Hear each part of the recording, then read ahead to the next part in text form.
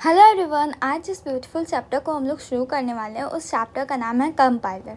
तो आइए चलिए हम लोग देख लेते हैं कि कंपाइलर क्या होता है। लेकिन कंपाइलर को समझने के पहले मैं कुछ बात आप लोग को कहना चाहती हूँ। जैसे आज तक हम लोग कभी ना कभी सी का कोई ना कोई कोड किए होंगे, सी प्रोग्रामिंग लैंग्वेज का, जावा का या किसी भी प्रोग्रामिंग लैंग्वेज का। तो जब हम लोग कोई कोड किए होंगे तो वहाँ पर अगर कोई गलती हुआ होगा तो हम लोग को सबसे पहले कोई एरर मिलता है। हम लोग कोड लिखते हैं, हम लोग को या तो डायरेक्ट आउटपुट मिलता है या तो कुछ एरर मिलता है। तो वो एरर कहाँ से आता है?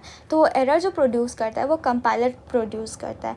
कंपाइलर क्या करता है उसको हम लोग समझ लेते हैं कि कंपाइलर एक हाई लेवल ऑफ प्रोग्राम्स को लेता है। हाई लेवल्स ऑफ प्रोग्राम जो हम लोग लिखते हैं, जो मशीन इंडिपेंडेंट होता है। जैसे हम लोग कुछ भी लिख सकते हैं, हम लोग सम का कोई कोड लिख दिए, हम लोग मल्टीप्लिकेशन का कोई कोड लिख दिए किसी भी प्रोग्रामिंग लैंग्वेज में, और वो ह्यूमन रीडेबल होता है क्योंकि ह्यूमन ही उसको लिख रहा होता है, ह्यूमन ही उसको समझ रहा होता है। इसी वजह से high level of program machine independent होता है कि हम लोगों ने एक हाई लेवल ऑफ प्रोग्राम लिखा, वो गया अब कंपाइलर के पास। कंपाइलर के पास गया तो कंपाइलर क्या होता है ना कि कंपाइलर खुद एक एग्जीक्यूटेबल प्रोग्राम है जो कन्वर्ट करता है इस हाई लेवल ऑफ प्रोग्राम को असेंबली प्रोग्राम में।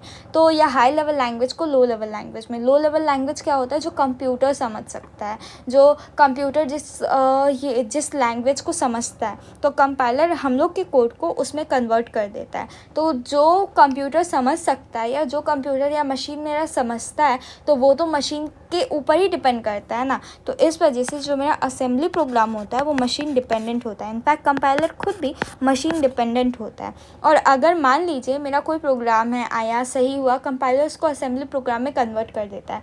लेकिन उसके बीच में अगर कोई भी कोई एक ऐसा प्रोग्राम है जिसमें कुछ एरर है, या तो उसके सिंटेक्स में कोई एरर हो सकता है, या तो उसके लिखने के तरीके में एरर हो सकता है, या तो कभी हम लोग सेमीकोलन भूल जाते हैं, इस तरह का कोई भी जो एरर होता है वो कंपाइलर देता है। कंपाइलर मुख्य 3 प्रकार के एरर दे सकता है। पहला होता है लेक्सिकल, दूसरा होता है सिंटेक्स और तीसरा होता है सिमेंटिक। यही 3 एरर है जो कंपाइलर हम लोग को दे सकता है। अब जो 3 एरर कंपाइलर हम लोग को दे सकता है तो इसको आइए हम लोग ढंग से समझते हैं। यानी कि मैंने आप लोग को पूरा ओवरव्यू दे दिया है, अब इसको फिर से एक अच्छे तरीके से समझते हैं with a real life example. जैसे कि हम लोग के पास एक कोड है, वो है मान लीजिए x=y + a × b। मैंने ये एक प्रोग्राम लिखा, सेट ऑफ प्रोग्राम, ये गया मेरे इस कंपाइलर के पास।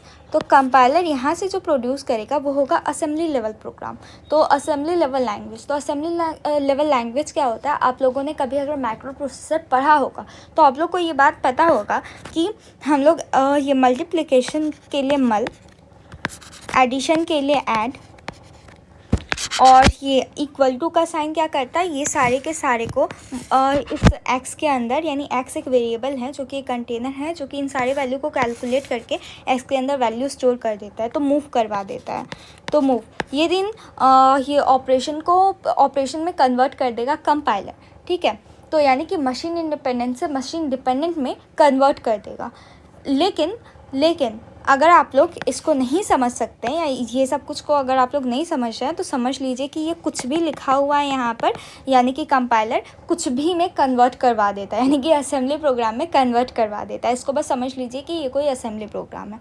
तो मैंने अभी तक क्या क्या कहा? कंपाइलर क्या करता है? कंपाइलर कुछ नहीं करता, जस्ट एक हाई लेवल ऑफ प्रोग्राम को असेंबली प्रोग्राम में कन्वर्ट कर देता है। अब इन सब जो भी मैंने कहा उसको आइए चलिए एक छोटे तरीके से देख लेते हैं। यानी कि मैंने जो भी बोला इसको आप डेफिनेशन की तरह भी ले सकते हैं। मैंने क्या बोला? कंपाइलर को हम लोग ट्रांसलेटर कहते हैं। क्यों हम लोग कंपाइलर को ट्रांसलेटर कहते हैं? क्योंकि वो ट्रांसलेट करता है हाई लेवल लैंग्वेज को लो लेवल लैंग्वेजेस में।